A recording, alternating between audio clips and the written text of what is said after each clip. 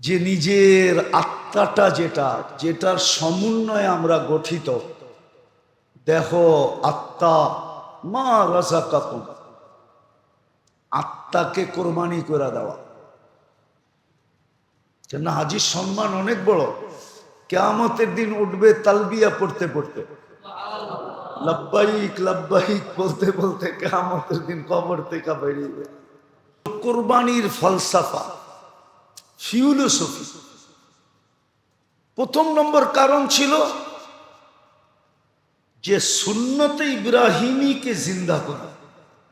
ইব্রাহিম আলাইহিস সালামের সুন্নত, যেটা আল্লাহর কাছে বড় প্রিয়, যে ইব্রাহিম আলাইহিস সালামের সুন্নতকে মনে প্রাণে একাগ্র চিত্তে এটাকে জিন্দা করবে। হ্যাঁ, খোল্লাতের অংশ সেও পাবে। খোল্লাত বোঝেন? ইব্রাহিম আলাইহিস সালাম কি খলিলুল্লাহ, এটার নামই খোল্লাত। ওই ভালোবাসার একটা অংশ আপনিও পাবেন, আপনিও পাবেন, কারণ আপনি মনে প্রাণে ওই সুন্নতকে জিন্দা করছেন। দ্বিতীয় কোরবানির ফলসাফা হলো, দ্বিতীয় কোরবানির ফলসাফা হলো, ফিলোসফি হলো, থিওরি হলো কোরবানি কেন। তৃতীয় হলো আমার ভিতরে যে একটা আত্মা আছে, যেটা সমন্বয়ে আমি গঠিত, ওটাকে মনের থিকা কোরবানি করে দেওয়া। ওটাকে কি করে দেওয়া? কোরবানি করে দেওয়া। যে কখনো যেন মন বা আমার আত্মাটা এই ছয় জিনিসের কোনো জিনিসের উপরে উঠতে না পারে, কোনো জিনিসের উপরে উঠতে না পারে, ওই পর্যন্ত যাইতে না পারে, শাহওয়াতের উপরে উঠতে না পারে, গজবের উপরে উঠতে না পারে, গজবের উপরে উঠতে না পারে। সবর যেন কখনো আমার হাতের থেকে না ছোটে। প্রয়োজন যতই আমাকে ঘিরা ধরুক, প্রয়োজন আমাকে যতই ঘিরা ধরুক, ঠিক না, হালাল হারামের পার্থক্যতা যেন আমার ভিতরে থাকে। প্রয়োজন যতই হোক, প্রয়োজন যতই হোক, মানুষের জীবনে প্রয়োজন থাকবেই। এই জন্য কি প্রয়োজন মিঠাইতে হারামের ভিতরে ফাঁদ দিতে হবে, পা দিতে হবে? প্রয়োজন যতই হোক। চতুর্থ, আমার পেট যতই বড়, আমি যেন কখনো অহংকারের ছোঁয়ায় না যাই। নেয়ামত আল্লাহ আমাকে যতই দেখ, নেয়ামত আমাদেরকে আর কতটুক দিছেন। আমি অনেকবার আপনাদেরকে দেখাইছি, এই দুনিয়ায় বর্তমানে আব্দুর রহমান ইবনে আউফ রাদিয়াল্লাহু তাআলা আনহুর মতো ধনী নাই, ধনী নাই। সারা দুনিয়ায় একজনও ওনার মতো ধনী নাই। হ্যাঁ, ওনার ক্যাশ টাকা ছিল 47 লক্ষ কোটি। কত? আপনার দেশের 6 বছরের বাজেট। 47, 6 বছর না, 7 বছরের বাজেট। এটা হলো ক্যাশ টাকা। ওনার কাছে যে ঘোড়া ছিল, ওটার দাম নির্ণয় করলে আমাদের দেশের 1 বছরের বাজেট হবে। 400 আরবি ঘোড়া ছিল ওনার কাছে, 400। কত? আরেক রেওয়ায়েতে আছে 4000 আরবি ঘোড়া ছিল। কমও বেশি হইতে পারে, ঐতিহাসিক কথা বলতেছি। এক এক ঘোড়ার দাম বর্তমানে 10 মিলিয়ন দেরহাম বা রিয়াল। এবার আপনাদের টাকায় ওটাকে কনভার্ট করেন, এক এক ঘোড়ার দাম। 40,000-এর উপরে বকরি ছিল ওনার কাছে, 40,000-এর উপরে। আমি একবার কেনিয়া গেছিলাম, ওইখানে এক লোকের সাথে আমার দেখা হয়েছিল, ওর 60,000 উট আছে, 60,000। এটা মাঝে মাঝে রক্ষণাবেক্ষণ করার জন্য ওর একটা পার্সোনাল হেলিকপ্টার আছে। ওর চারণ ভূমিতে ও মাঝে মাঝে হেলিকপ্টার দিয়ে চক্কর দেয়। আমি চাঁদে গেছিলাম একবার না 6 বার গেছিলাম।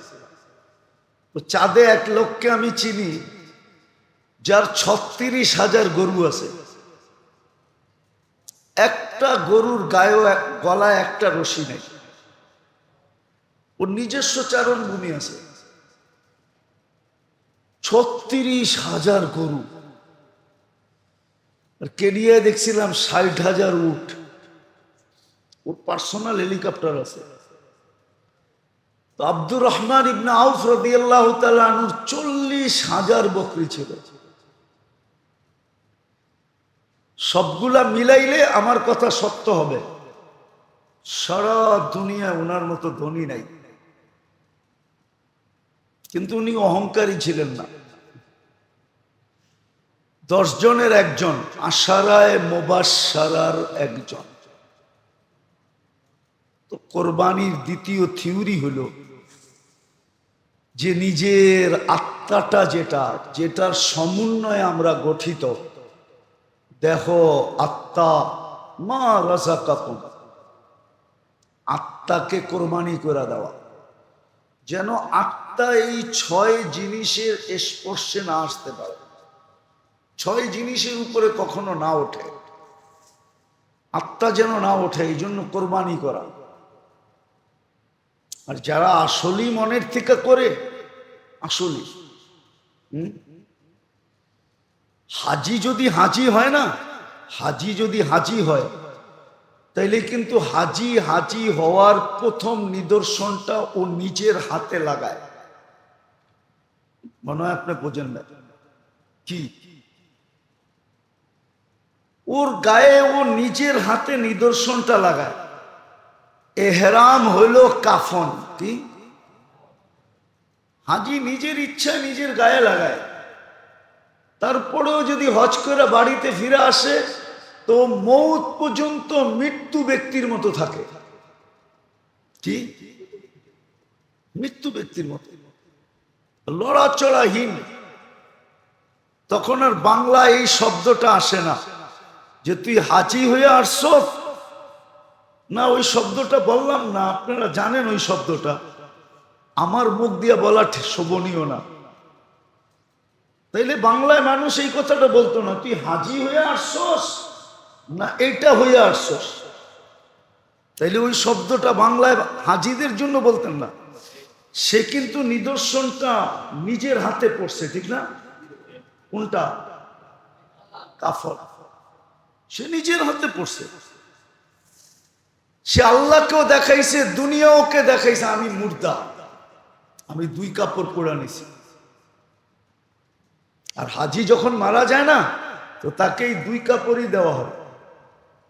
তার এহরামই তাকে পেঁচায়া কবরের ভিতরে দিয়ে দেওয়া হয়। কেন? হাজির সম্মান অনেক বড়। কিয়ামতের দিন উঠবে তালবিয়া পড়তে পড়তে, লাব্বাইক লাব্বাইক বলতে বলতে কিয়ামতের দিন কবর থেকে বেরিয়ে। ওর পজিশনই ভিন্ন। তো হাজির জন্য দ্বিতীয় শব্দটা হতো না। ঠিক আসলে যদি আমরা কোরবানির ফলসাফা বুঝি, তাহলে যারা কোরবানি করে বা করব, আল্লাহ সবাইকে করার তৌফিক দে। তাইলে ও কিন্তু আর মনকে কোনোদিন এই 6 জিনিসের স্পর্শে আসতে দিত না। আত্মাকে 6 জিনিসের স্পর্শে আসতে দিত না। কোনোদিন মন চাহি জীবন আর হতো না। কোনোদিন রাগ ওর হাতের থেকে ছুটা যেত না। কোনোদিন সবরকে ছাড়তো না। কোনোদিন হালাল হারামের পার্থক্যতা তার ভিতর থেকে উঠা যেত না। যেমন আমি একটু আগেই বলছিলাম যে আমার সমাজে অনেক লোক আছে হালালের চেয়ে হারাম যাদের কাছে প্রিয়। কি কিন্তু রোজা আর হজের মধ্যখানে আবার কোরবানি, এটার উদ্দেশ্য কি? এটার ফলসাফা কি? এটার ফিলোসফি কি? এটা বোঝা প্রয়োজন। কেননা দেখলে দেখা যায়, গভীরভাবে চিন্তা করলে বোঝা যায় যে আমাদের জীবনটা তিন জিনিসের সমন্বয়। একটা তো আমাদের শরীর,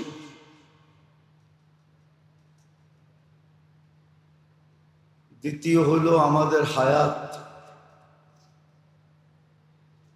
যেটাকে জিন্দেগি বলে বা জীবন বলে, হায়াত।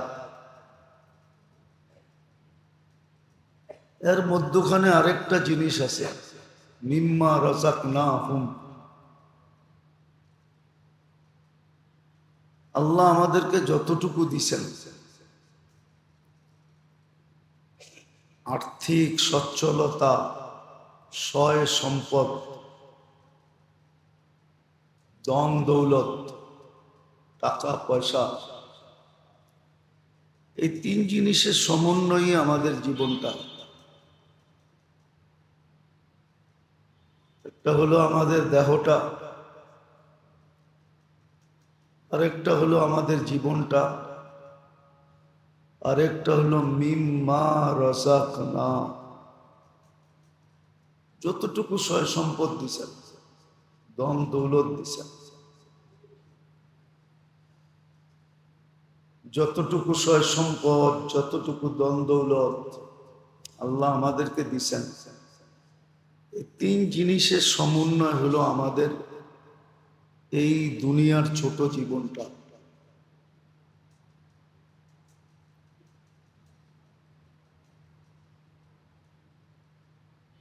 কোরবানি হলো দুই জিনিসের সমন্বয়।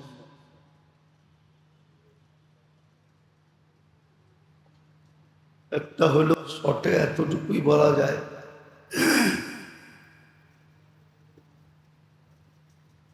আল্লাহর পক্ষ থেকে যে হুকুম আসছিল ইসমাইল আলাইহিস সালামকে জবাহ করা,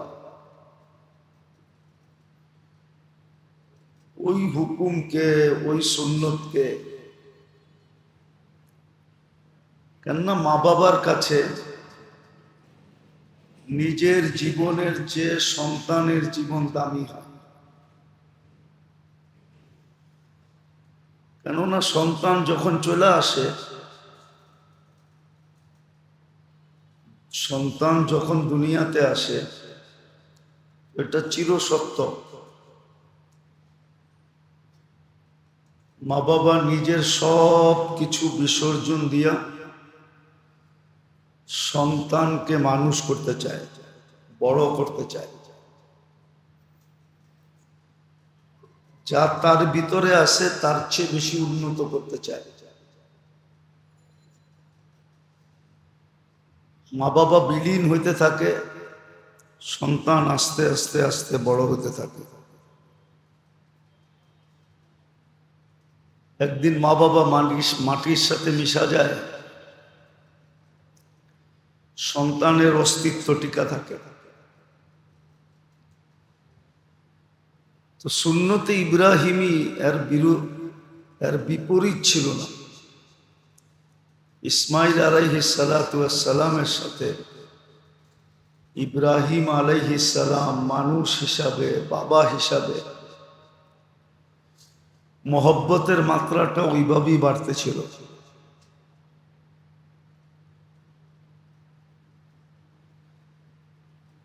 কিন্তু পরীক্ষামূলক আল্লাহ দেখতে চাইতেছিলেন, আল্লাহ জানেন।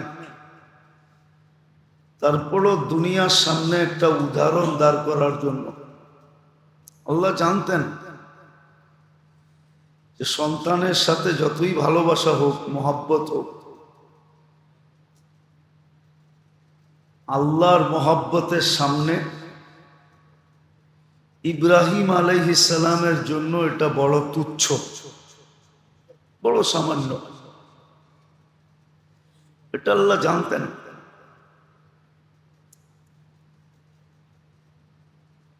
কিন্তু কিছু জিনিসের প্রমাণ দিতে হয়। ইব্রাহিম আলাইহিস সালাম আল্লাহর খলিল কেন হইলেন, এটারও একটা প্রমাণ দরকার ছিল। প্রমাণগুলোর ভিতরে এটাও একটা প্রমাণ যে ইসমাইল আলাইহিস সালামকে জবাহ করার হুকুম দেওয়া। দেখার বিষয় ছিল যে সন্তানের ভালোবাসার মাঝে আর আল্লাহর হুকুমের মাঝে কোনো প্রতিবন্ধকতা সৃষ্টি করে কিনা। এটা দুনিয়াকে দেখানোর বিষয় ছিল, আল্লাহর দেখার বিষয় ছিল না। আল্লাহ তো জানতেন যে ইব্রাহিম আলাইহিস সালাম কি করবেন, কিন্তু দুনিয়াকে দেখানোর বিষয় ছিল, যাতে দুনিয়া এই কথা মানতে রাজি হয়। সহি ব্রেনওয়ালারা, যাদের এটা ঠিক রাখছেন আল্লাহ, আর যাদের ঠিক নাই, এরা ওই সময়ও প্রশ্ন করছে, এখনো করতেছে। যেমন আমাদের সমাজের কিছু লোক আছে যারা এখনো প্রশ্ন করে, একদিনে এতগুলা প্রাণীকে বধ করার কি দরকার? প্রাণী হত্যা মহাপাপ, ঠিক না? আমাদের সমাজে এখনো কিছু লোক আছে যারা বইলা বেড়ায় এতগুলা গরু ছাগলকে জবাহ করার কি দরকার? এগুলো তো প্রাণী, ঠিক না? প্রাণী যদি আপনি বলতে চান, তাহলে উদ্ভিদও একটা প্রাণী। উদ্ভিদ বোঝেন কি? কি? গাছপালা, শাক সবজি, ঠিক না? তাইলে তো শাকসবজিও খাওয়া যাবে না, ঠিক না? খাইবেন কি? হাওয়া? ওদেরকে হাওয়া খাইতে দেওয়াই উচিত, কেননা উদ্ভিদ ও বিজ্ঞান বলে একটা প্রাণী, ঠিক না? উদ্ভিদ কি প্রাণী না? কি আপনারা স্বীকার করেন না? বিজ্ঞান বলে না? তো উদ্ভিদও তো একটা প্রাণী। এই যে শাক সবজি খায় যারা বলে আমিষ, কি কি আমিষও তো একটা উদ্ভিদের অন্তর্ভুক্ত, ঠিক না? হ্যাঁ, কি গাছের থেকে যে লাউটাকে কাটেন, ক্ষেতের থেকে যে সবজিটা উঠান, এটাও তো একটা উদ্ভিদ, এটাও তো একটা প্রাণী, ঠিক না? কি এটাও তো খাওয়া যাবে না, ঠিক না? এটাও তো বধ করাই হয়, ঠিক না? কি বলেন? ওদের জিজ্ঞাসা করলে আল্লাহ জানে কি জবাব দিবে। যাক, এটা আমার আলোচ্য বিষয় না। আমার বুঝানোর উদ্দেশ্য হলো কোরবানিটা কি জিনিস। এক তো হলো ইব্রাহিম আলাইহিস সালামের সুন্নতকে তাজা করা, জীবিত করা, সুন্নতের প্রতিফলন ঘটানো। এটা তো আল্লাহর ইহসান। যদি আমি স্বীকার করি যে আমাকে আল্লাহ অস্তিত্ব দিছে, আল্লাহ আমার মালিক, কে মালিক? কে? অস্তিত্ব দিছে কে? মালিকের অধিকার আছে, ঠিক না? মালিকের অধিকার থাকে না? থাকে না? মালিকের একটা অধিকার থাকে। হ্যাঁ, দুনিয়ার মালিকদের অধিকার এটার ধারা ভিন্ন। কতটুকের মালিক এই হিসাবে এটার অধিকার নির্ণয় হয়, ঠিক না? আল্লাহ তো আমাদের 100% মালিক, ঠিক না? না 2-1% কম আছে? নাই? তাহলে যদি আল্লাহ 100% মালিক হয়, তো আমার উপরে আল্লাহর 100% অধিকার আছে। মিল্কিয়াতের উপরে কতটুকের মালিক, এটার উপরে অধিকার নির্ণয় করে। অধিকার এটার উপরে নির্ভর করে যে কতটুকের মালিক। আল্লাহ তো আমাদের পূর্ণাঙ্গ মালিক। 100% মালিক হলো আল্লাহ আমাদের, শুধু আমাদের না। লিল্লাহি মুলকুস সামাওয়াতি ওয়াল আরদ। আকাশ জমিন আর ভিতরে যা কিছু আছে সমগ্র সৃষ্টির 100% মিল্কিয়াত আল্লাহ। আর এটার জন্য কোনো দলিলের প্রয়োজন হয় না, এটাই সত্য। বিদায় 100% অধিকার আল্লাহর।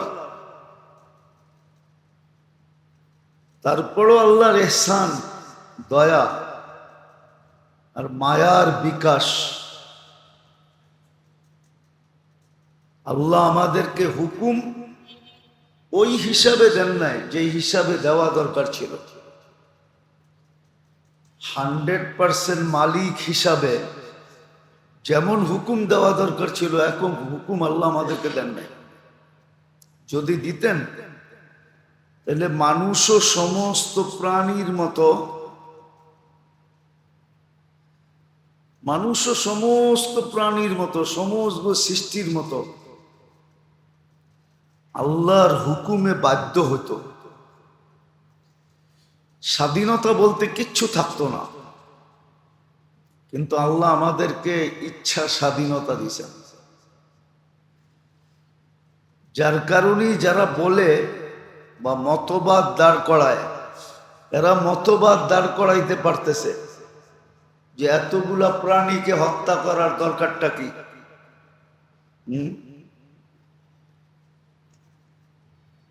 প্রাণী হত্যা মহাপাপ।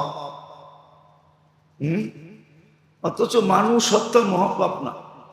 মানুষ হত্যা মানুষ হত্যা মহাপাপ। পাপ যদি পাপ হইতো তাহলে এত হত্যা হয় কি করে? আপনি বলতেছেন মানুষ হত্যা মহাপাপ, যদি পাপই হইতো তাহলে মানুষ হত্যা হয় কি করে? না হয় না হত্যা? হ্যাঁ, কি করে হত্যা হয়? কিছু লোক এই পেশাকে কি করে বেছা নেয়, যাদেরকে আমাদের ভাষায় কিলার বলে। কিলার, ওদের এটা পেশা না? না পেশা না? কিলার হয় কি করে? মানুষ মানুষকে হত্যা করে কি করে?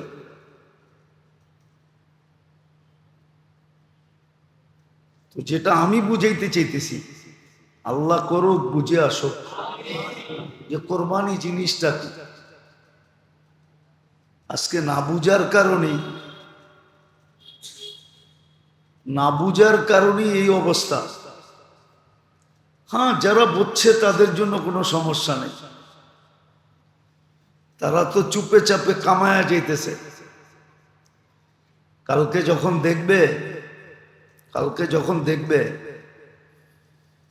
যে 2.5 মনের গরু 70 গুণ বাইরা ওজন হয়ে দাঁড়াইছে, কেননা কোরবানি আপনি যতটুক দিবেন কিয়ামতের মাঠে এটা 70 গুণ বাইরা দাঁড়াবে। 1 মনেরটা 70 মণ হবে। 70 গুণ বাইরা আপনার আমল নামায় যায় দাঁড়াবে, আমল নামার পাল্লায় দাঁড়াবে। আমল নামার শুধু পাল্লায় দাঁড়াবে না, কিতাবে লেখা পাওয়া যায়। আবার এটাও বলতে পারে যে আমার পিঠে চলো, আমি তোমাকে জান্নাতের গেট পর্যন্ত পৌঁছে দিয়ে আসি। যাদের বুঝে আসবে এদের জন্য কোনো প্রশ্ন নাই। প্রশ্ন তো হলো যে সমাজ এটাকে বোঝে না, সমাজের কিছু লোক উল্টাপাল্টা প্রশ্ন দাঁড় করায়, করে না দাঁড় করায়। আবার এটা টকশোতেও প্রচার হয়, টকশোতে মিডিয়াওয়ালাদেরকে দোয়া দেওয়া দরকার। মিডিয়াওয়ালারা যদি টকশোতে দান না করাইতো তাইলে এই চেহারাগুলা চিনতে আমাদের কষ্ট হতো। মিডিয়াওয়ালারা এগুলারে দাঁড় করানোর কারণে আমরা এই চেহারাগুলা চিনতে পারতেছি, নাইলে এই চেহারাগুলা লুকায়িতই থাকতো, কেউ চিনত না। এই জন্য মিডিয়াওয়ালাদেরকেও দোয়া দেওয়া দরকার, যে মিডিয়াওয়ালারা এদেরকে খুঁজা খুঁজা কি চাচু খাওয়ায়া টাওয়ায়া, বিস্কিট টিস্কিট ভালো কিছু খাওয়ায়া টাওয়ায়া টকশোতে বসায়া জাতির সামনে চেহারাটাকে খুলে দেয়, যে আরে চিনা রাখো। এ কিন্তু এই মতবাদ আদর্শের লোক। এলে মিডিয়াওয়ালারা যদি টকশোতে না উঠাইতো, আপনি কোনো নাস্তিককে চিনতেন না। চিনতেন নাকি? হ্যাঁ, মিডিয়াওয়ালারা যদি না উঠাইতো আপনি কোনো বুয়াকে চিনতেন না। বুয়া চিনেন? বুয়া বুয়া চিনেন না? দুর্মিয়া স্লোগান টোলোগানও মনে হয় শোনেন টোনেন না। এদেরকে আপনি চিনতেন না, এটা মিডিয়াওয়ালাদের বড় এহসান, এদের জন্য দোয়া করা উচিত।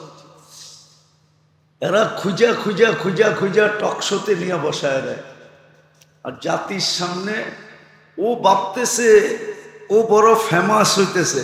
কি কি ওর ব্রেনের ভিতরে থাকে আমি খুব ফেমাস, জাতি আমার টকশো শুনতেছে। কিন্তু মিডিয়াওয়ালারা যে বড় চালাকির ভাবে জাতির সামনে ওর চেহারা তুইলা দইরা ওরে ল্যাংটা কইরা দিছে, এটাও জানে না, ওরে উন্মোচিত করে দিছে। তো আমি যেটা বুঝাইতেছিলাম, আমার এটা আলোচ্য বিষয় না, কথায় কথা চলে আসলো যে কোরবানি জিনিসটা কি। প্রথমত হলো এটা সুন্নতে ইব্রাহিম আলাইহিস সালাম, এটাকে জিন্দা করা। সুন্নতে ইব্রাহিমীকে জিন্দা করা। ইব্রাহিম আলাইহিস সালাম যে সুন্নত স্থাপন করছিলেন আল্লাহর হুকুমে, যদিও এটা হয় নাই, ওটাকে আল্লাহ চেঞ্জ করে দিয়েছেন, বদলায় দিয়েছেন। কেননা ওটা হইলে ওটাই যদি বাস্তব থাকতো আর ওটাই যদি করতে হতো, ওটাই যদি করতে হতো, তাহলে মানুষের জন্য বিরাট বড় কঠিন হয়ে দাঁড়াইতো। আল্লাহ সুন্নতে ইব্রাহিমীকে জিন্দা করার জন্য ইসমাইল আলাইহিস সালামকে যে জবা করার হুকুম দিছিলেন, ওটাকে জিন্দা করার জন্য তা কিয়ামত পর্যন্ত আল্লাহ কোরবানির প্রচলন রাখছেন। যদিও হুকুম ছিল ইসমাইল আলাইহিস সালামকে জবা করা, আর বিলকুল ময়দান পর্যন্ত নিয়েও গেছেন, ছুরিকে চালায়ও দিছেন, কিন্তু ছুরিকে আল্লাহ চলতে দেন নাই। ছুরিকে আল্লাহ চলতে দেন না, ছুরি চলতে ছিল। কেননা ইব্রাহিম আলাইহিস সালামের তো চোখ বাঁধা ছিল। ইসমাইল আলাইহিস সালাম বলছিলেন, আব্বা চোখটা বাঁধা নেন, কেননা আপনি আমার চেহারা দেখলে মায়া চলে আসতে পারে। আল্লাহর হুকুমের ভিতরে আল্লাহর ভালোবাসা যেন আমার ভালোবাসার উপরে প্রবল থাকে, ওইখানে যেন কোনো রকমের ধাক্কা না আসে, এজন্য চোখটা বেঁধা নেন। তো উনি চোখ বেঁধা নিছিলেন, চোখ বন্ধ ছিল, দেখতেছিলেন না, ছুরি জাগা মতোই চালাইতেছিলেন, কিন্তু আল্লাহ ছুরিকে চলতে দিতেছিলেন না। ছুরি যখন চলছে তখন ছুরির নিচে ইসমাইল আলাইহিস সালাম ছিলেন না, ছিল তো জান্নাতের দুম্বা, ওটা জবাই হয়ে গেছে। যাক, বাপ বেটার যে এক ঐতিহাসিক মুহূর্ত, এটাকে তা কিয়ামত পর্যন্ত জিন্দা রাখার জন্য কোরবানি হলো সুন্নতে ইব্রাহিমী। আর খুশি খুশি ওই বেটা ওই লোকটাই করবে, সুন্নতে ইব্রাহিমী ওই লোকটাই জীবিত করতে পারবে খুশি খুশি। কি? যে ইব্রাহিম আলাইহিস সালামকে পিতা বইলা স্বীকার করবে। কোরআন বলছে আবুকুম ইব্রাহিম, তোমাদের আব্বা ইব্রাহিম, আমাদের আব্বা কিন্তু ইব্রাহিম, আমাদের বাবা। কোরআনের ভাষায় ঘোষণা, আমাদের আব্বাকে ইব্রাহিম। বাবার অনুসরণ অনুকরণ ওই সন্তানই করতে পারে। বাপের ইজ্জত, বাপের কেরিয়ার, বাপের লাইফ স্টাইল, বাপের চালচলন, বাপের কদমে কদমে চলা, ওই সন্তান দ্বারা সম্ভব হয় যে বাবাকে আসলেই বাবা হিসাবে যতটুকু শ্রদ্ধা, স্নেহ, মায়া, মমতা, ভালোবাসা দরকার অতটুকু করতে পারে। সেই কিন্তু বাপের অনুসরণ করতে পারে।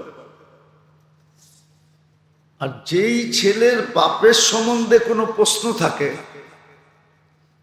সে কিন্তু বাপেরটা বাপের মতো করতে পারে না, আর বাপের মতো হয়ও না। শুধু শুধু বলে না বাপকা বেটা। বাপকা বেটা ওই ব্যক্তি হতে পারে যে বাপকে আসলেই বাপ বইলা স্বীকার করে। সে বাপের থেকে কিঞ্চিত অধিক অধিক যায় না, কিঞ্চিত সরে না।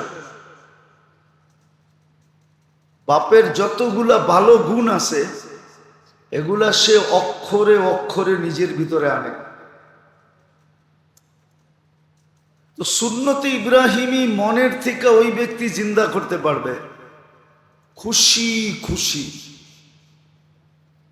খুশি খুশি, যে ইব্রাহিম আলাইহিস সালামকে আসলেই জাতির পিতা হিসাবে মানবে, নিজের পিতা হিসাবে মানবে। একটা হলো জাতির পিতা মানা, আরেকটা হলো আমারই পিতা। দুটার ভিতরে কিন্তু ভিন্ন আছে। আমারই একমাত্র পিতা, যে নিজের একমাত্র পিতা বইলা মানবে, সেই কিন্তু সুন্নতে ইব্রাহিমীকে মনের থেকে প্রতিফলিত করতে পারবে, বাস্তব রূপ দিতে পারবে। আর নাইলে যেরকম কোরবানি হয় আমাদের দেশে, ওই যে বলছিলাম না এক জুমা আগে, যে কোরবানি তো হয় না, শোডাউন হয়। কি কোরবানি হয় না, হয় কি শোডাউন। শোডাউন হয় কোরবানি, আসলে কোরবানি না, আসলে কোরবানি না। কোরবানিতে তো শোডাউন নাই। কোরবানি যদি কোরবানি হতো তাহলে গরুর গলায় এত নামি দামি মালা লাগতো না, এত নামি দামি মালা পরানো হতো না। বাংলাদেশে এরকমও আছে, গরু কিনা আনার সময় পিছনে ব্যান্ড পার্টি থাকে, দেখছেন? কি থাকে না? না বানায় বলতেছি? বুঝে গেল এটা শোডাউন। কি কোরবানি না, বাস্তব কোরবানি সুন্নতে ইব্রাহিমীকে যদি প্রতিফলিত করতে চায়, আর কিয়ামতের দিন যদি ইব্রাহিম আলাইহিস সালামকে পাশে পাইতে চায়, নিজের পক্ষে পাইতে চায়, তাহলে কোরবানি শোডাউন হবে না, কোরবানি তো হবে লিল্লাহ। কোরবানির ফলসাফা বা ফিলোসফির প্রথম কারণ হলো সুন্নতে ইব্রাহিমীকে জিন্দা করা। ইব্রাহিম আর ইসমাইল আলাইহিস সালাম মিলা বা তিনজনে মিলা যে কাহিনীর অস্তিত্ব দিছেন, আল্লাহ যে কাহিনী ঘটাইতে চাইছিলেন,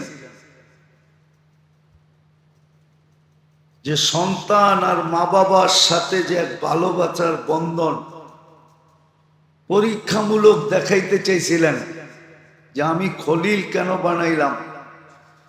যদিও দুনিয়ার কাছে সন্তানের ভালোবাসা মা বাবার দিলে, নাইলে সবকিছু সন্তানের জন্য বিলীন করা সম্ভব হইতো না। ওই ভালোবাসার বন্ধনের উপরেও আল্লাহর হুকুম কয়েক শত গুণ উপরে, এটাই ইব্রাহিম আলাইহিস সালাম প্রমাণ করছেন। ওই সুন্নতি কিয়ামতের সকাল পর্যন্ত চলতে থাকবে, আর এটাই আল্লাহর হুকুম। তারাকনাহু ফিল আখারিন, আল্লাহ কোরআনে এটাই হুকুম দিছেন যে আমি আপনার সুন্নতকে কিয়ামত পর্যন্ত এটাকে জীবিত রাখবো, প্রতিষ্ঠিত রাখবো। মুসলমানদেরকে আমি এটার হুকুম দিব যে কিয়ামত পর্যন্ত যেন তারা কোরবানি করতে থাকে। এটা তো একটা কারণ গেল, কোরবানির আরেকটা কারণ আছে। কোরবানি আরেকটা কারণ আছে, যেটা প্রথমে বলছিলাম, যে আমাদের এই ছোট জীবনটা তিন জিনিসের সমন্বয়। একটা হলো আমাদের দেহটা, একটা হলো আমাদের জীবনটা, আর একটা হলো মিম্মা রাযাকনা, আমাদেরকে যা কিছু দেওয়া হলো, আমাদেরকে যা কিছু সম্পদ রূপে, অর্থ রূপে, সম্পদ বা অর্থ রূপে যা কিছু আমাদেরকে দেওয়া হলো। এই জন্যই আল্লাহ সময় সময় মাসে মাসে এক একটা সুযোগে সুযোগে আমাদেরকে এক একটা হুকুম দেন। যেরকম রমজানে এক ধরনের হুকুম ছিল, রমজানে এক ধরনের হুকুম ছিল, যেটার ভিতরে দেহের মাত্রাটা বেশি ছিল। দেহের মাত্রাটা, রোজা থাকতে হলে পুরা দেহটাকে লাগাইতে হয়, ঠিক না? কি ক্ষুধার্ত, পিপাসিত, ঠিক না? তারাবি, ইবাদত, বন্দেগি, এটা পুরা দেহের ছিল। হ্যাঁ, রমজানের ভিতরে আল্লাহর বাধ্য ছিল না, বাধ্যতামূলক হুকুম ছিল না। দান, খয়রাত, সাদকাত, এটার আল্লাহর পক্ষ থেকে আবেদন ছিল, অনুরোধ ছিল। হুকুম ভিন্ন জিনিস, আবেদন আর অনুরোধ ভিন্ন জিনিস। রমজানে আবেদন ছিল, অনুরোধ ছিল, আবার বিনিময়ে মোটা মোটা পুরস্কারও ছিল। হুকুম ছিল না, ফরজ ছিল না, ওয়াজিব ছিল না, শুধু দেহের উপরেই বেশিরভাগ ছিল। দেহের উপরেই, ভালো মতে মন দিয়ে বুঝলে বুঝে আসবে, নাহলে বুঝে আসবে না। কুমিল্লার ভাষায় বলে না, কথাটা একটু চিকন, কি চিকন কথা, বুঝে আসবে না। রোজাটা ছিল 100 বেশিরভাগই দেহের উপরে, কি ক্ষুধার্ত থাকা, পিপাসিত থাকা, ইবাদত বন্দেগীর মাত্রা বাড়ায় দেওয়া, এটা পুরাটাই দেহের উপরে। তারাবি পড়া, দাঁড়ায় দাঁড়ায় এক পারা কোরআন শরীফ শোনা, এটা পুরো দেহের উপরে ছিল। হ্যাঁ, আল্লাহর পক্ষ থেকে অনুরোধ ছিল, আবেদন ছিল যে তুমি সদকা খয়রাত করতে পারো, করো। আবার এর বিনিময়ে মোটা মোটা পুরস্কারও ছিল, মোটা মোটা। একটা উদাহরণ দিলে দেখা যাবে, রমজানে আল্লাহ জান্নাত পাওয়া যতটুকু সহজ আর জান্নাতকে যতটুকু সস্তা করছিলেন, এরকম সস্তা সারা বৎসরে কখনো হয় না। রমজানে এক ঢোক পানির বিনিময়ে জান্নাত ছিল। এক ঢোক পানির বিনিময়ে কি ছিল? এরকম সস্তা ছিল। তো রমজানে বেশিরভাগ ছিল দেহের উপরে। আবার বলবেন রমজান তো জাকাতের মাস, জাকাতের মাস, জাকাতের মাস ছিল। হ্যাঁ, এটাও যদি আমরা দেখি তো এটা শুধু মালের উপরে ছিল। কি এটার সাথে জানের কোনো সম্পর্ক? শুধু সম্পর্ক কিসের সাথে? মালের সাথে। আর হজের সম্পর্ক আবার দুটার সাথে। হজের সম্পর্ক দুটার সাথে। ওইখানে জানও লাগে, মালও লাগে। মাল ছাড়া তো আপনি হজ করতে পারবেন না, ঠিক না? দিন দিন বাড়তেছে, দিন দিন বাড়তেছে। আমরা যখন প্রথম হজে যাই, মনে আছে, এরকম ফর্মালিটি ছিল না। মনে হয় 1,20,000 খরচ হয়েছে সব বাজার সাজার লয়া। কি বাজার সাজার বোঝেন? লাগেজ সাগেজ বোঝেন? মার্কেটিং টার্গেটিং বোঝেন? সব লয়া। শুধু আমাদেরকে ভিসা টিকিট দিয়ে প্লেনে উঠে দিছে। আমার এখনো মনে আছে, এখনো 2-1 জন জীবিত আছে। আমাদের এই মসজিদের কেশিয়ার সাহেব গনি ভাই এখনো জীবিত আছে। আমার মনে আছে, ওনাদেরকে বসায়া রাইখা গড় ঠিক করছি। বসায়া রেখা যে বসেন, হোটেল ঠিক করে আসি। ওই সময় 1,20,000 এরকমই মনে হয় খরচ গেছে। আর এখন তো 7 লাখ টাকা, ঠিক না? কি হ্যাঁ? তো হজের ভিতরে দুটা জিনিস সংমিশ্রিত। একটা হলো শরীরটাকেও লাগাইতে হয়, আর একটা মালকেও লাগাইতে হয়। তো রয়ে গেল একটা জিনিস রোজার ভিতরে। ওইখানেও দেখলে দেখা যায় দুটা জিনিস। অনুরোধ আবেদনের দিকে যদি দেখি তো ওইখানেও দুটা জিনিস ছিল। একটা দেহ, আর একটা হলো দান, খয়রাত, সদকাত, এটার দ্বারা মাল। আর হজের ভিতরে দুটা, একটা হলো শরীর, আর একটা হলো কি? মাল।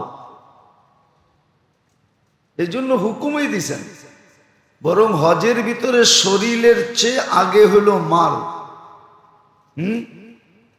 মানিস্তাতা ইলাইহি সাবিলা, যে সমর্থ রাখে তার উপরে হজ। যে সমর্থ রাখে। রয়ে গেছে 3 জিনিসের ভিতরে এক জিনিস, সেটা হলো নফস। কি কি নফস রয়ে গেছে। আমার জানটা রয়ে গেছে, জান। কি জান রয়ে গেছে, জান। জান যেটাকে আপনি হায়াতও বলতে পারেন, যেটা থাকলে হায়াত থাকে, যেটা থাকে না তো হায়াত থাকে না। জান থাকলে হায়াত থাকে, জান না থাকলে হায়াত থাকে না। কোরবানি যদিও পশু রূপে দেওয়া হয়, কিন্তু এটা আসলে নিজের জানটাকে কোরবানি করা হয়। যদিও রূপটা পশু, রূপটা পশু, রূপটা কি পশু, কিনতে লাগে কি টাকা। যদিও রূপটা কি পশু, কিনতে লাগে টাকা। কিন্তু এটার ভিতরে আরেকটা জিনিস লুকায়িত আছে, সেটা হলো নিজের জানটা, মনটা, আত্মাটা, রুটা। রু যেটাকে বলে, আত্মা যেটাকে বলে, নফস যেটাকে বলে, মন যেটাকে বলে, এক এক জায়গায় যায় এক একটা নাম ধারণ করে। হায়াত যেটাকে বলে, নিজের জীবনটাকে কোরবান করা, এটা হলো কোরবানির দ্বিতীয় ফলসাফা, নিজেকে কোরবান করে দেওয়া। যদিও রূপটা পশু, রূপটা, কেননা কোরআন যদি আপনি দেখেন তো আমাদের নফস যেটাকে বলে, আত্মা যেটাকে বলে,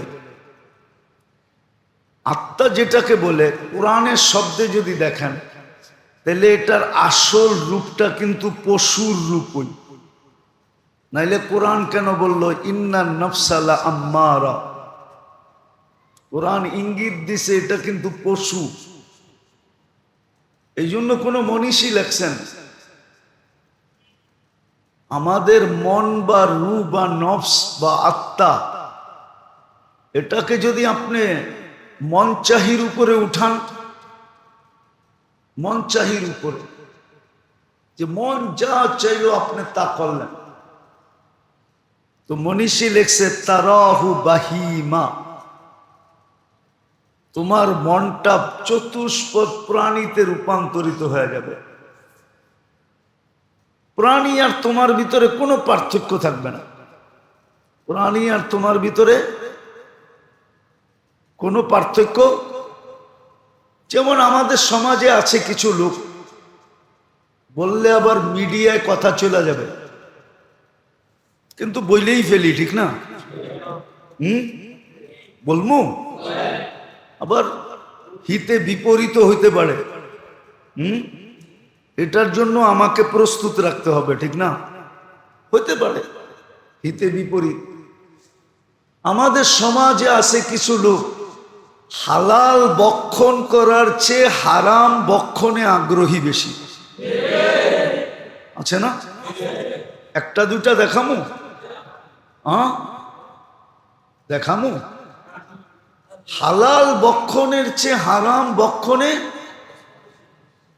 অথচ হালাল যদি একটা ফোঁটাও হয় এর ভিতরে যতটুকু বরকত থাকবে, যতটুকু সুখ শান্তি থাকবে, হারাম যদি আটলান্টিকের চেয়ে 100 গুণও বড় হয়, ওটার ভিতরে এক বিন্দু পরিমাণ, বিন্দু পরিমাণ কি নাই? বরকত নাই, সুখও নাই, শান্তিও নাই। কিন্তু আমাদের সমাজে কিছু মানুষ দেখা যাবে ঘুষে এমন অভ্যস্ত হয়েছে যে ঘুষ ছাড়া ওর কিচ্ছু ভালো লাগে না। নাই? নাই? আমাদের সমাজে কিছু মানুষ দেখবেন সুদে এমন অভ্যস্ত হয়েছে, মানে সুদেই ওর কাছে সবচেয়ে বেশি প্রিয়। আপনি দেখবেন আমাদের সমাজে অনেক মানুষ আছে, আমাদের সমাজে অনেক মানুষ আছে যার কাছে জানের চেয়ে চুরি প্রিয়। কি? চুরি, ছিনতাই, যেটাকে এক শব্দে যদি বলেন 2 নম্বরই। কি? 2 নম্বরই প্রিয়, ঠিক না? 1 নম্বর ওর কাছে কিনা ভালো লাগে না, 2 নম্বরই ওর কাছে ভালো লাগে। 2 নম্বরই ওর কাছে ভালো লাগে। কারণ এটা ওই যে বললো না, নফস আসলেই একটা পশু, নফস আসলেই, আত্মাটা আসলেই একটা পশু। যদি এটাকে কোরবানি না করা হয়, যদি এটাকে কোরবানি না করা হয়, জবা না করা হয়, এই জন্য লেখছেন যিনি, সুন্দর লেখছেন, ইদা আকামতাহু আলা শাহওয়াতি তারাহু বাহিমা, যখন এটাকে মন চাহির পিছনে চালাবে তো তুমি এটাকে চতুষ্পদ প্রাণী পাবে। ইদা আকামতাহু আলাল গাযাবি, যখন তুমি এটাকে রাগের উপরে উঠাবে আর কন্ট্রোল করবে না, রাগের উপরে উঠাবে আর রাগটা কি করবে না, কন্ট্রোল করবে না। যদিও রেখা আছে রেগে গেলেন তো হেরে গেলেন, রেগে গেলেন কি, অন্যের কাছে হারা তো পরের কথা, আপনি নিজেই নিজের কাছে আগে হেরা যাবেন। তো বলছে যখন রাগের উপরে উঠাবেন, তারাহু সিবাআ, তখন ওই মানুষটাকে হিংস্র প্রাণীর মতো দেখা যাবে। হিংস্র প্রাণী যেরকম তার লাভ হয় না, তার লাভ হয় না, কিন্তু অপরের ক্ষতি করে ফেলে, অপরের ক্ষতি করে ফেলে, ফাইরা চিরা শেষ করে ফেলে, কিন্তু ওর নিজের কোনো লাভ হয় না। কি হয় না? লাভ হয় না, লাভ হয় না। এই জন্য যে লেখছেন খুব সুন্দর লেখছেন, আরো আছে চারটা, আরো আছে। ইদা ওয়াকা ফিল মাসিবাতি তারাহু তিফলান সাগীরা, ওয়াকা ফিল মাসিবাতি তারাহু তিফলান সাগীরা, এই বাহাদুর মানুষটা যখন বিপদে পড়ে, কঠিন বিপদে যখন পড়ে, চতুর্দিকে অন্ধকার দেখে, কাউকে যখন সহযোগী হিসাবে না পায়, তখন দেখবেন এই কঠিন মানবটা, যাদেরকে মিডিয়া পেপার পত্রিকায় শতবার না হাজারো বার লেখা হয়েছে লৌহ মানব। কি লৌহ? লৌহ মানব বোঝেন কি? লৌহ মানব কি? দুর্মিয়া মানে এটা লোহা দিয়া তৈরি। লৌহ মানব মানে লোহার তৈরি। যেরকম লোহায় কিচ্ছু হয় না, সেও কিচ্ছু হয় না, কিন্তু ওই মানুষটাই দেখবেন বিপদে পড়লে হাউমাউ করে কাঁদে। কি আপনারা দেখেন না? মানে মিডিয়া সিডিয়া দেখেন টেকেন না, ঠিক না? আমিও যেরকম, আমার মুসল্লি এরকম, ঠিক না? সব বুজুর্গ মুসল্লি, মিডিয়া সিডিয়া দেখে না যে লৌহ মানবটাও টার্মিনালে দাঁড়ায় হাউমাউ করে কাঁদতেছে, ঠিক না? চোখ দিয়া কি করতেছে? কবি যে লেখছে সত্য লেখছে। মুসিবতে পড়লে আর ধৈর্য ধারণ করতে পারে না, হাউমাউ করে কাঁদে। চতুর্থ লেখছেন, যদি আপনি আপনার মনটাকে জব না করলেন, আত্মাটাকে জব না করলেন, তাহলে চতুর্থ ধাপ হইল ইদা ওয়াকাফিল জুই তারাহু মাজনুনা, যখন কঠিন ক্ষুধায় পড়বে তো যা পাবে তা খাইতে থাকবে, যা পাবে, যা পাবে। তখন বাসি বুসি দেখবে না, পচা টচা দেখবে না, যা পাবে তাই খাবে। ছিল এক সময়, ছোটবেলা দেখতাম, এখন তো নাই আলহামদুলিল্লাহ, সচ্ছলতা সবার কাছেই কমও বেশি চলে আসছে। নাইলে এক সময় ঢাকা শহরেও দেখা যেত ডাস্টবিন থেকে উঠায় খাইতেছে। কি ডাস্টবিন থেকে? হ্যাঁ হ্যাঁ, আপনি মুখ ব্যাখ্যা করলে লাভ হবে না, আমরা নিজের চোখে দেখছি। একবারে ল্যাংটাকাল থেকে ঢাকা শহরে তো অনেক দেখছি। কি করবে? ক্ষুধার তাড়নায় খাইতেছে, ক্ষুধার তাড়নায়। আর মিডিয়ায় তো দেখাই যায়, যেই সমস্ত দেশে দুর্ভিক্ষ আসে মানুষ ক্ষুধার তাড়নায় কিনা খায়, ঠিক না? তো এটা হলো চতুর্থ। পঞ্চম আছে, পঞ্চম, পঞ্চম আছে, পঞ্চম কয়দা সাবিয়া ইয়াকুনু মুতাকাব্বিরা, যখন পরিতৃপ্ত হয়ে যায়, পরিতৃপ্ত পেট যখন ভরে তখন অহংকারী হয়ে যায়। কি? অহংকারী হয়ে যায়। এই জন্য দেখবেন পেট ভরা সব মানুষগুলা অহংকারী। আমি এত কিছু খুলতে গেলাম না, মিডিয়ায় কথা চলে যাবে। কেননা মিডিয়া সারাক্ষণ আমাদেরকে ফলো করতে থাকে, এই জন্য কথা মাইপা বলতে হয়, কিন্তু না বললেও নয়, বুঝাইতে হবে। তো পঞ্চম হইল যখন পেট বোড়া যায় তখন কি কি কি দেখবেন, যখন খালি থাকে তখন আপনার পাও ধরবো, আর যখন পায়া গেছে এখন আপনার চিনেই না, কাছে গেলেও কয়েক দূরে দাঁড়াও, ঠিক না? ঢুকতেই দিও না, অহংকারী হয়ে গেছে। মনে হয় বোঝেন টোঝেন না, ইশারা টিশারা।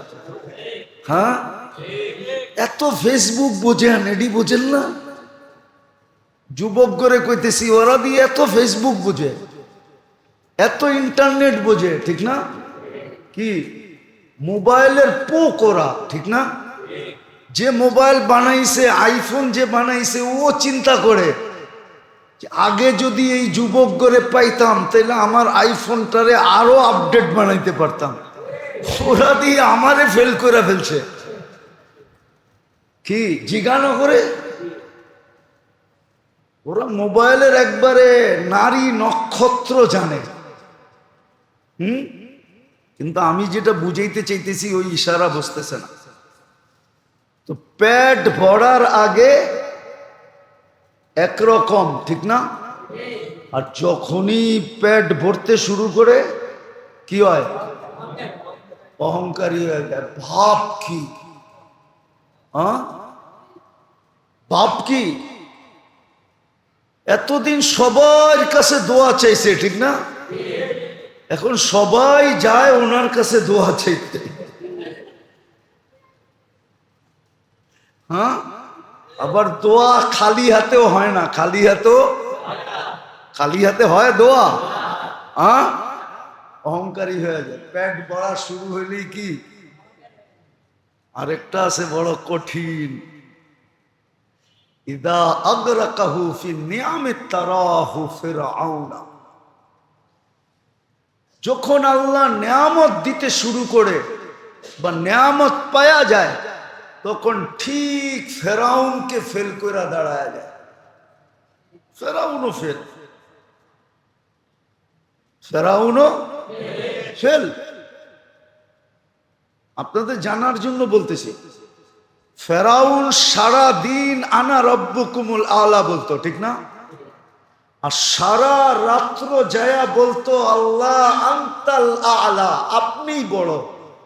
আমি তো মানুষের ধোঁকা দেওয়ার জন্য, আমার রাজত্ব টিকায় রাখার জন্য আমি সারাদিন লোকালয়ে বলি রব্বুকুমুল আলা, কিন্তু অন্ধকারেরটা তো কেউ দেখে না, কেউ জানে না, অন্ধকারে স্বীকার করি আপনি আলা। কিন্তু আমাদের সমাজের মানুষগুলারে এরকম পাবেন না, যে কমসে কম রাত্রে স্বীকার করে, রাত্রেও স্বীকার করে না। আমার বুঝানোর উদ্দেশ্য ছিল কুরবানির ফলসাফা, ফিলোসফি। প্রথম নম্বর কারণ ছিল যে সুন্নতে ইব্রাহিমীকে জিন্দা করা, ইব্রাহিম আলাইহিস সালামের সুন্নত, যেটা আল্লাহর কাছে বড় প্রিয়। যে ইব্রাহিম আলাইহিস সালামের সুন্নতকে মনে প্রাণে একাগ্র চিত্তে এটাকে জিন্দা করবে, হ্যাঁ, খোল্লাতের অংশ সেও পাবে। খোল্লাত বোঝেন? ইব্রাহিম আলাইহিস সালাম কি খলিলুল্লাহ, এটার নামই খোল্লাত। ওই ভালোবাসার একটা অংশ আপনিও পাবেন, আপনিও পাবেন, কারণ আপনি মনে প্রাণে ওই সুন্নতকে জিন্দা করছেন। দ্বিতীয় কোরবানির ফলসাফা হলো, দ্বিতীয় কোরবানির ফলসাফা হলো, ফিলোসফি হলো, থিওরি হলো কোরবানি কেন। তৃতীয় হলো আমার ভিতরে যে একটা আত্মা আছে যেটা সমন্বয়ে আমি গঠিত, ওটাকে মনের থিকা কোরবানি করে দেওয়া। ওটাকে কি করে দেওয়া? কোরবানি করে দেওয়া।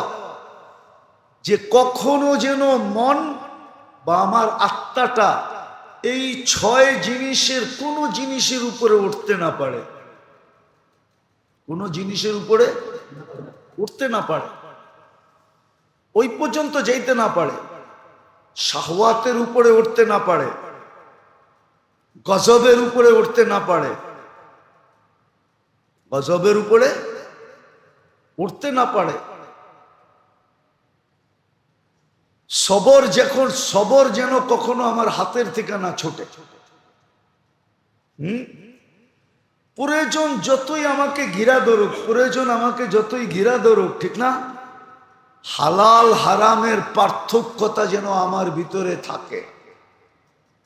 প্রয়োজন যতই হোক, প্রয়োজন যতই হোক, মানুষের জীবনে প্রয়োজন থাকবেই। এই জন্য কি প্রয়োজন মিঠাইতে হারামের ভিতরে ফাঁদ দিতে হবে, পা দিতে হবে? প্রয়োজন যতই হোক। চতুর্থ, আমার পেট যতই বড়, আমি যেন কখনো অহংকারের ছোঁয়ায় না যাই। নেয়ামত আল্লাহ আমাকে যতই দেখ, নেয়ামত আমাদেরকে আর কতটুক দিছেন? আমি অনেকবার আপনাদেরকে দেখাইছি, এই দুনিয়ায় বর্তমানে আব্দুর রহমান ইবনে আউফ রাদিয়াল্লাহু তাআলা আনহুর মতো ধনী নাই, ধনী নাই। সারা দুনিয়ায় একজনও ওনার মতো ধনী নাই। হ্যাঁ, ওনার ক্যাশ টাকা ছিল 47 লক্ষ কোটি। কত? আপনার দেশের 6 বছরের বাজেট। 47, 6 বছর না, 7 বছরের বাজেট। এটা হলো ক্যাশ টাকা। ওনার কাছে যে ঘোড়া ছিল, ওটার দাম নির্ণয় করলে আমাদের দেশের 1 বছরের বাজেট হবে। 400 আরবি ঘোড়া ছিল ওনার কাছে, 400। কত? আরেক রেওয়ায়াতে আছে 4000 আরবি ঘোড়া ছিল।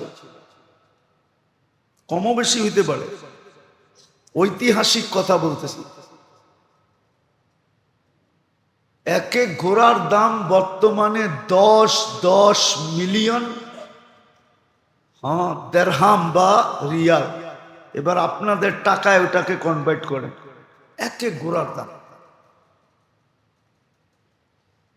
40,000-এর উপরে বকরি ছিল ওনার কাছে, 40,000-এর উপরে। আমি একবার কেনিয়া গেছিলাম, ওইখানে এক লোকের সাথে আমার দেখা হয়েছিল, ওর 60,000 উট আছে, 60,000। এটা মাঝে মাঝে রক্ষণাবেক্ষণ করার জন্য ওর একটা পার্সোনাল হেলিকপ্টার আছে। ওর চারণ ভূমিতে ও মাঝে মাঝে হেলিকপ্টার দিয়ে চক্কর দেয়। আমি চাঁদে গেছিলাম একবার না 6 বার গেছিলাম। তো চাঁদে এক লোককে আমি চিনি যার 36,000 গরু আছে। একটা গরুর গায়েও গলায় একটা রশি নেই।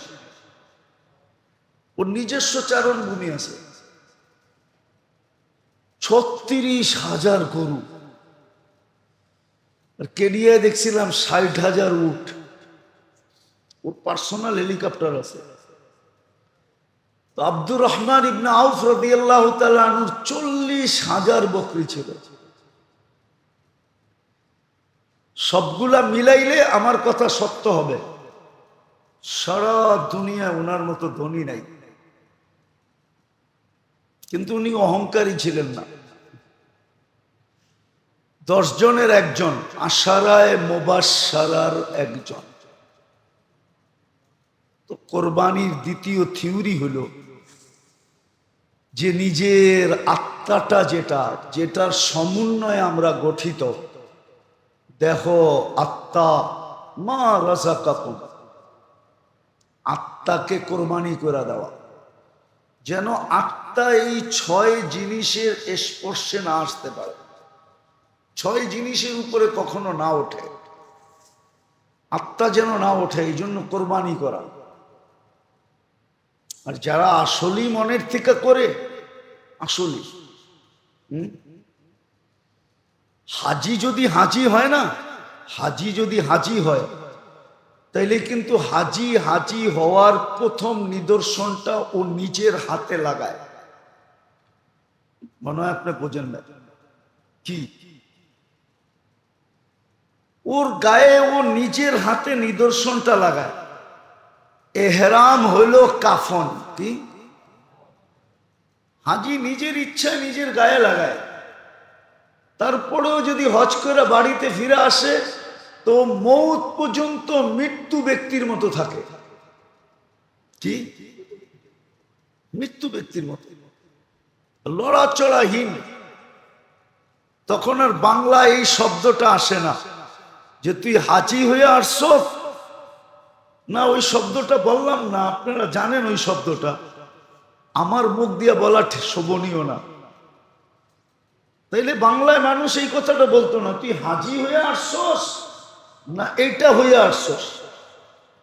তাইলে ওই শব্দটা বাংলায় হাজিদের জন্য বলতেন না। সে কিন্তু নিদর্শনটা নিজের হাতে পড়ছে, ঠিক না? কোনটা? কাফন, সে নিজের হাতে পড়ছে। সে আল্লাহকেও দেখাইছে, দুনিয়াওকে দেখাইছে, আমি মুর্দা, আমি 2 কাপড় পরে নিছি। আর হাজি যখন মারা যায় না, তো তাকে এই 2 কাপড়ই দেওয়া হয়, তার এহরামই তাকে পেঁচায়া কবরের ভিতরে দিয়ে দেওয়া হয়। কেন হাজির সম্মান অনেক বড়। কিয়ামতের দিন উঠবে তালবিয়া পড়তে পড়তে, লব্বাইক লব্বাইক বলতে বলতে কিয়ামতের দিন কবর থেকে বেরিয়ে, ওর পজিশনই ভিন্ন। তো হাজির জন্য দ্বিতীয় শব্দটা হতো না। ঠিক আসলে যদি আমরা কোরবানির ফলসাফা বুঝি, তাহলে যারা কোরবানি করে বা করব, আল্লাহ সবাইকে করার তৌফিক দেয়। তাইলে ও কিন্তু আর মনকে কোনোদিন এই 6 জিনিসের স্পর্শে আসতে দিত না। আত্মাকে 6 জিনিসের স্পর্শে আসতে দিত না। কোনোদিন মন চাহি জীবন আর হতো না। কোনোদিন রাগ ওর হাতের থেকে ছুটা যেত না। কোনোদিন সবরকে ছাড়তো না। কোনোদিন হালাল হারামের পার্থক্যতা তার ভিতর থেকে উঠা যেত না। যেমন আমি একটু আগেই বলছিলাম যে আমার সমাজে অনেক লোক আছে হালালের চেয়ে হারাম যাদের কাছে প্রিয়। কি আর একটা শব্দ বলবো, বুঝবেন? এটা একটা গ্রাম্য শব্দ আর কি, বুঝবেন? তাইলে ফাও খাওয়ায় অভ্যস্ত হইতো না। কি খাইটা খাইতে চাইতো, ফাও। আমার সমাজ তো পুরাটাই ফাও খাওয়ায় অভ্যস্ত। ফাও দেখলেই হয়েছে, ঠিক না? ফাও দেখলেই জাপায় পড়ে, ঠিক না? এটা গ্রাম্য শব্দ, অনেক চিকন শব্দ, চিকন। ফায়ে অভ্যস্ত, ফায়ে। এটা হতো না, এটা কোনোদিন হতো না। ভালো মন্দের পার্থক্য তার কাছে থাকতো। চতুর্থ, পেট বললেই কখনো অহংকারী হতো না। কেননা পেট বললে কি হবে, খালি হইতে সময় লাগে না, ঠিক না?